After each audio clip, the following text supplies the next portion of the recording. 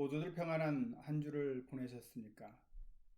거룩하고 복된 주일, 주의 말씀에 힘입어 새로운 또 한 주를 시작할 수 있기를 축원합니다. 제가 신대원에 입학했을 때 한 분을 만난 적이 있습니다. 서로 얼굴을 익히면서 대화를 터가는 데에 이런 질문을 드린 적이 있어요. 왜 당신은 신학교에 들어오게 되었습니까? 어, 그는 몹시 심하게 기침을 하고 있었고 천천히 걸음을 떼어 놓으시던 분이었습니다. 저보다도 나이가 많았기에 큰형벌이 되었던 거죠. 그분은 몸이 약해 보였습니다. 언덕을 오를 때나 계란에 오를 때에도 굉장히 힘들어했어요. 오랜 기간 동안 천식으로 고생하고 있었다라고 했습니다. 외모가 수려했고 인품도 아주 좋아 보였습니다.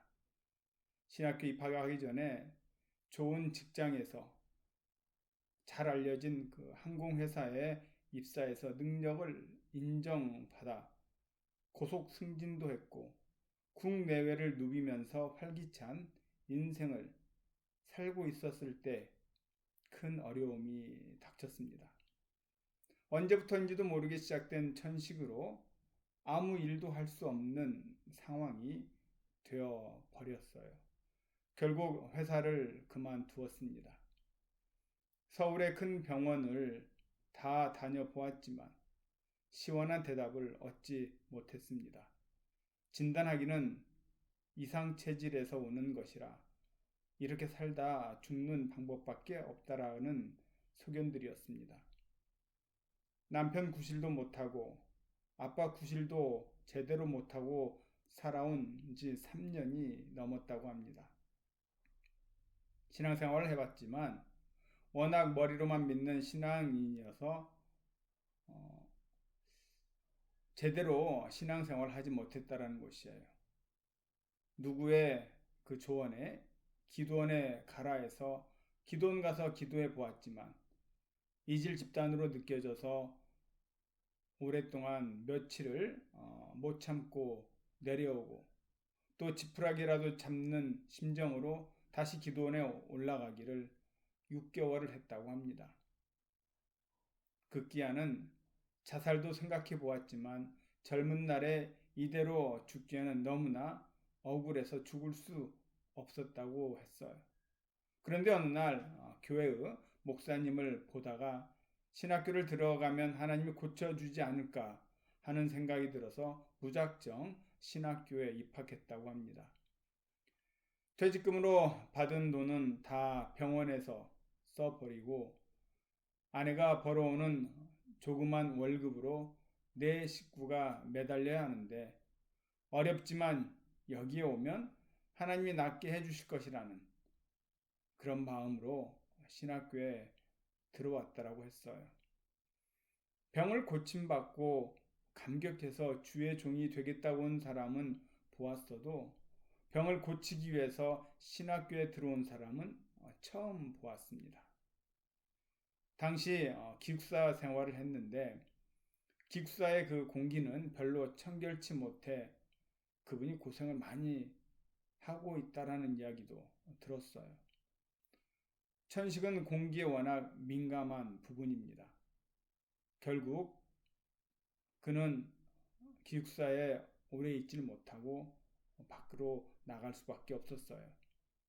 그 질병은 부부 관계도 갈라놓았고 직장에서 쫓겨났으며 아이들과는 제대로 소풍이나 산책도 나갈 수 없는 아빠로 만들어 버렸습니다. 사람들은 내 힘으로 어찌할 수 없는 문제에 부딪히게 되면 흔히 절망하게 됩니다. 다행히 옆에 가족이 있고 친구가 있고 그의 아픔을 나눌 수 있는 사람이 있으면 그나마 견디어 가지만 문제에 짓눌리고 다른 모든 관계도 무너질 때 흔히 사람들은 절망하게 됩니다. 희망을 가지고 있는 한 상황이 아무리 어려워도 사람들은 이겨나갑니다. 그러나 절망하는 순간 사람들은 자신을 지탱할 수 없게 됩니다. 그래서 키에르케고르는 절망을 가리켜 죽음에 이르는 병이라고 지칭했는지도 모릅니다. 오늘 함께 읽은 이 본문에서도 그런 상황 가운데 있는 한 여인을 발견하게 됩니다. 두로와 시돈 지방 어디에서 살고 있던 여인은 어린 딸이 흉악한 귀신에 들려 고통을 당하고 있었습니다.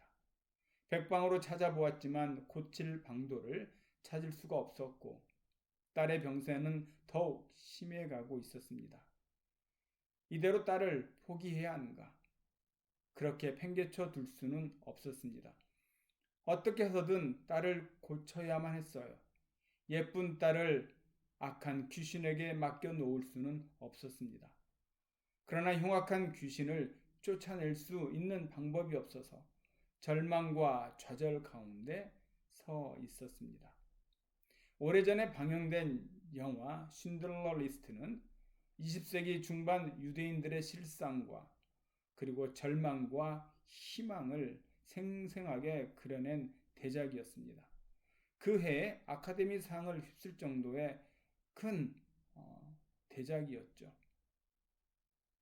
그 영화는 인간이 얼마나 악해질 수 있는가, 또 몸부림치는 인간의 절망을 함께 보여준 영화였어요. 살아있는 목숨이라고 해서 살아있다고 할 수 없었습니다. 아슈비츠 수용소는 인간이기를 포기한 사람들이 사람을 사냥하고 노력하는 곳이었어요. 그 절망의 밑바닥에서 불과 3, 4년 동안 자그마치 600만 명이 죽어갔습니다. 이 가나안 여인도 사랑하는 딸이 악한 영에 의해 몸과 마음, 심지어는 영혼까지 노략질 당하는 고통을 겪으면서 깊은 절망감 가운데 빠져 있었습니다. 살아있으나 살아있다고 할 수 없고 사랑하는 딸이었지만 딸이라고 할 수 없는 그런 절망에 놓여 있었어요.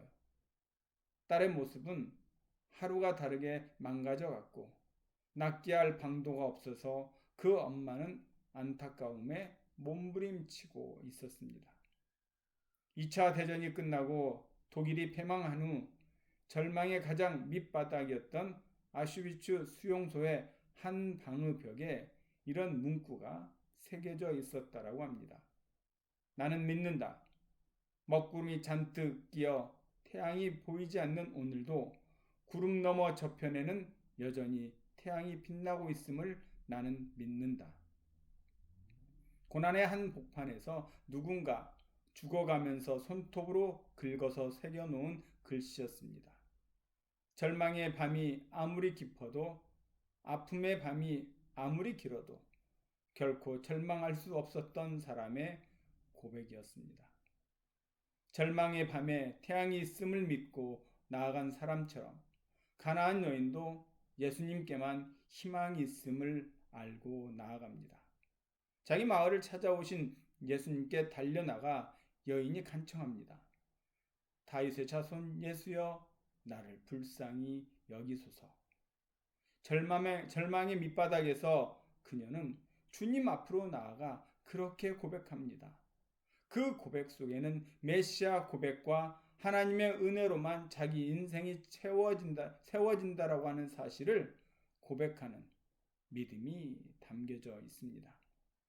이것이 바로 중요한 예배 정신이에요. 이것은 초대교회 때부터 지켜온 중요한 예배 정신입니다. 우리는 하나님의 도우심 없이는 살 수 없는 존재입니다. 주여 긍휼히 여겨 주옵소서. 이 여인은 지금 예수님께 나와 그런 고백을 드리고 있어요. 오늘의 시대는 이 정신, 이 신앙을 많이 상실하고 살아갑니다. 잘 살수록 넉넉해질수록 이 신앙이 약해지고 있습니다. 누리고 살며 많은 것을 가졌으면 외치지 않습니다. 그러나 그리스도인들에게 가장 중요한 가장 필요한 고백과 신앙 정신은 바로 이 외침 속에 들어 있습니다. 주여, 긍휼히 여겨 주옵소서. 그러나 그녀는 예수님의 차가운 냉대 앞에서 좌절할 수밖에 없었습니다. 아무리 소리를 질러도 외면하고 가시는 그분, 따뜻한 사랑으로 돌보신다라는 그분이 과연 맞는가 싶을 정도였으니까요. 그럴수록 절박하여 더 간절하게 목소리를 높여보지만 그분은 묵묵부답이었습니다. 그래도 곁에서 예수님의 제자들이 거들어 주었습니다. 너무 시끄럽습니다. 선생님, 뭐라고 한마디 하셔서 돌려보내시지요. 예수님의 차가운 한마디에 온 가슴이 다 얼어붙고 말았습니다. 나는 이스라엘 집에 잃어버린 양 외에는 다른 데로 보내심을 받지 아니하였노라. 주저앉게 만드는 예기치 못한 큰 장벽이었습니다. 절하면서 더욱 간절하게 외치는 그녀에게 들려온 장벽은 도무지 뛰어넘을 수 없을 것처럼 거대하게 다가왔습니다. 자녀의 떡을 취하여 개들에게 던짐이 마땅치 아니하니라. 더 이상 말도 못 꺼낼 만큼의 안타까운 이야기를 들은 것입니다. 이 장벽을 어떻게 할까? 우리 신앙생활에는 언제나 이런 장벽이 있기 마련입니다. 신앙생활을 더 할 수 없도록, 더 이상 성장하지 못하도록, 더 이상 전진하지 못하도록 만드는 요소들이 누구에게나 있을 수 있습니다. 신앙생활은 어차피 장애물 경기와 같다는 사실을 기억하십시오. 하지만 하나님은 반드시 한 길을 막으시면 다른 한 길을 열어주시는 분이십니다. 신앙생활은 장애물 경기와 같아요. 100m 달리기 선수는 그냥 달리기만 하면 됩니다. 그러나 110m, 200m 허들 경기를 하는 사람은 무조건 달리지 않습니다. 앞에 장애물이 나오면 슬쩍 뛰어넘습니다. 그것을 넘고 나면 또 다른 장애물이 나타납니다. 그럴 때는 슬쩍 또 뛰어넘습니다. 그렇게 달리다 보면 어느 때인가는 목표에 도달하게 됩니다. 뛰어넘어야지 회피해서도 안 되고 뒤돌아가서는 안 됩니다. 만약 이런 일이 지금 사는 이 시대에 발생했다면 주변 반응은 어땠을까요? 믿는 분들은 예수님 말씀 한마디만 하시면 고쳐주실 텐데 조금 너무하시는 거 아닌가? 믿지 않는 세상 사람들은 그럴 줄 알았어. 신통력이 있다고? 거 봐. 거시잖아. 또는 저렇게 간절히 매달리는데 매정에게 끊어. 그런 사람이라면 믿지 않는다. 이런 식이었을 겁니다. 그러나 여인은 달랐습니다. 그녀의 생각과 행동은 오늘날 사는 우리들과 차원이 달랐어요. 이 여인은 장애물을 어떻게 극복해야 합니까? 믿음의 더 깊은 차원으로 나아갑니다. 주님을 신뢰하는 더 깊은 차원으로 나아갑니다. 예수님이 이스라엘 집에 잃어버린 양들만 위해서 오셨다면 두로와 시돈 지방에까지 내려오실 이유가 없었을 것입니다. 주님이 여인의 믿음을 시험하고 계셨어요. 물가에 있는 사람은 많은 파도를 만나지만 깊은 바다로 들어가는 사람은 파도를 덜 만납니다. 깊이 잠수하는 사람은 웬만한 폭풍도 느끼지 못합니다. 1만 미터 이상 높이로 비행하는 비행기는 웬만한 비나 눈, 바람의 영향을 크게 받지 않습니다. 찰싹거리는 파도를 만나거든 포기하지 말고 뒤돌아서지 말고 더 깊은 신앙으로 나아가십시오. 그녀는 예수님의 긍휼과 인내를 확신하면서 더욱 간절하게 외칩니다. 주여 올소이다마는 개들도 제 주인의 상에서 떨어지는 부스러기를 먹나이다. 부스러기 은혜라도 간구하는 가나안 여인의 마음은 솔직히 그러했습니다. 부스러기라도 줬사오니 내 딸을 살려 주옵소서. 그것이 그녀의 간구하는 바였어요. 자신에게는 은혜를 받을 조건이나 자격이나 아무것도 없지만 그저 주님의 긍휼이 여기심만을 간절하게 바라는 마음이었습니다. 이러한 고백을 우리는 시편 기자에게서도 듣습니다. 우리 함께 시편 123편 1절 2절을 같이 읽어보겠습니다. 시편 123편 1절과 2절입니다. 123편 1절입니다. 하늘에 계시는 주여, 내가 눈을 들어 주께 향하나이다. 상전의 손을 바라보는 종들의 눈같이, 여주인의 손을 바라보는 여종의 눈같이 우리의 눈이 여호와 우리 하나님을 바라보며 우리에게 은혜 베풀어 주시기를 기다리나이다. 그녀는 지금 겸손의 깊이를 더해가고 있습니다. 처음 나올 때도 그런 마음이었지만 그녀의 고개는 더 숙여지고 더 무릎 꿇는 자세로 나옵니다. 못하실 것이 없으신 주님이 긍휼히 여겨주시면 사탄에 의해 능욕받고 있는 사랑하는 딸이 깨끗하게 고침받게 될 것을 그녀는 확신했습니다. 그녀의 마음속에는 주님을 긍휼하신 주님으로 고백하고 있습니다. 못하실 것이 없으신 전능하신 주님으로 믿었어요. 유대 지도자들과 제자들의 믿음이 종지기 같은 믿음이었다면 이 이방 여인의 믿음은 큰 항아리 같은 믿음임을 주님이 보셨습니다. 그리고 여자여 내 믿음이 크도다. 기왕 신앙 생활할 바에는 이런 큰 믿음을 가지고 주님을 섬겨야 합니다. 깊은 호수와 같은 믿음이 있는가 하면 종지기 물과 같은 신앙생활을 하는 사람도 있습니다. 신앙의 최종적인 목표가 무엇입니까? 주님의 인정입니다. 헨리 나우에는 유명 대학 교수로 있을 때 듣지 못했던 하늘의 음성을 한 20여 명 되는 장애인 공동체에서 장애인 청년 아담을 돌보면서 이는 내 사랑하는 자요 기뻐하는 자로다라는 하늘의 음성을 들었다고 고백합니다. 우리는 사랑받는 자로 살아가도록 부름을 받았다고 그는 주장을 해요. 중요한 것은 고백하는 것도 중요하지만 그 고백대로 사는 것이 중요합니다.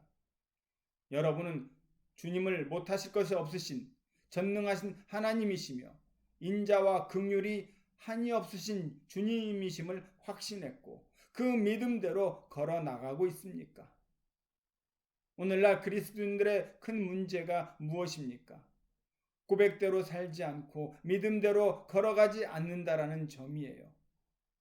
영국의 한 주교가 평생 주의 교회를 돌보며 목회를 했습니다. 그분은 늘 기도할 때 전능하신 하나님 아버지, 그렇게 기도를 시작하고는 했습니다. 어느 날도 그는 고개를 숙이고 기도를 하는데 전능하신 하나님 아버지라고 기도를 시작하는데 하나님께서 그의 이름을 부르셨습니다. 그때 그는 너무 놀라서 기절해서 쓰러지고 말았어요. 여러분, 전능하신 하나님이라고 고백을 했지만 그는 엄밀한 의미에서 그것을 믿지 못했던 것입니다. 가나안 여인은 긍휼의 주님을 믿고 나아갔습니다. 외면하시는 듯한 바로 그 시간은 그녀의 믿음이 자라기를 기다리시는 시간임을 깨달으며 더욱 믿음으로 전진한 것입니다. 나후에는 그리스도의 긍휼을 받은 사람은 누구나 긍휼을 베푸는 삶을 살아야 한다면서 그 특징을 다음과 같이 정리하고 있습니다. 긍휼은 직접 그 사람들에게로 다가가 고난이 가장 극심한 곳으로 들어가 거기에 자리 잡는 것이다. 아이가 아파할 때 부모의 가슴 더 찢어지듯이 아픔을 느끼는 것처럼 우리가 아파할 때 하나님은 말도 못하실 만큼 아파하십니다. 하나님의 긍휼을 믿고 외면당하는 것 같은 날에도 버림받은 것 같은 날에도 담대하게 나아가는 가나안 여인의 외침은 숭고한 기도였습니다. 하나님 사랑하는 성도 여러분, 오늘 기도할 때 나 자신을 신뢰하지 마십시오. 그저 통회하는 심령을 가지십시오. 오직 하나님만 전적으로 신뢰하십시오. 오직 하나님만 믿으십시오. 그리고 하나님의 응답을 끝까지 기다리십시오. 그리고 평안한 마음을 가지십시오. 어쩌면 가나안 여인의 모습 속에서 우리는 그러한 기도의 자세를 읽을 수 있지 않겠습니까? 우리가 종종 부르는 찬송가가 있습니다. 내 모든 시험 무거운 짐을 주 예수 앞에 아뢰이면 근심에 쌓인 날 돌아보사 내 근심 모두 맡으시네. 무거운 짐을 나 홀로 지고 견디다 못해 쓰러질 때 불쌍히 여겨 구원해 주리 은혜의 주님 오직 예수. 주님은 그녀를 바라보시며 말씀하십니다. 내 소원대로 되리라. 회복시키시는 주님이 말씀하시니 모든 아픔들이 물러갑니다. 절망을 희망으로 악의 영에 붙들려 살아야 할 딸에게 새로운 삶을 허락해 주셨습니다. 갈라지게 만들고 마음을 상하게 했던 그 저주스러운 단절의 벽을 허무시고 화평으로 채워주셨습니다. 그 주님은 오늘도 주의 백성들에게 동일한 은혜를 베푸시는 분이십니다. 주님이 여러분에게 말씀하십니다. 내 소원대로 되리라. 이것은 생명의 선언이요 희망의 선언입니다. 치유의 선포십니다. 승리의 선언이고 회복의 선언입니다. 이 한 주도 하나님께 나오는 사람들에게, 믿음으로 걸어가는 사람들에게 이러한 선언이 계속 선포되어지길 주님의 이름으로 축원드립니다. 자비와 긍휼의 풍성하신 하나님, 우리의 삶은 멍들어가고 아파가고 힘겹습니다. 지금 우리가 겪는 이 재난 앞에 우리는 그저 하나님 앞에 긍휼히 여겨달라 기도할 뿐입니다.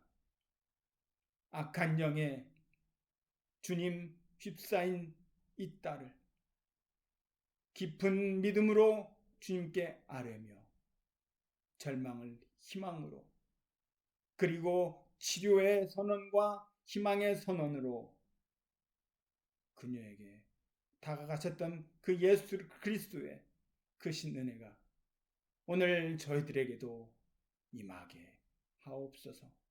희망의 메시지로 다시 한번 일어설 수 있는 모든 성도 되게 하옵소서. 예수 그리스도 이름으로 감사하며 기도하옵나이다. 아멘. 모두들 강건하십니까? 함께 속히 예배당에서 예배할 수 있는 그날을 손꼽아 기다립니다. 모든 성도들이 여러분들을 보고 싶습니다. 함께 기도하고 찬양하고 나누고 싶습니다. 그날 오는 날까지 늘 건강하시고 기운 내시고 늘 희망의 주님을 바라보는 하루하루 되기를 주의 이름으로 축원합니다. 감사합니다.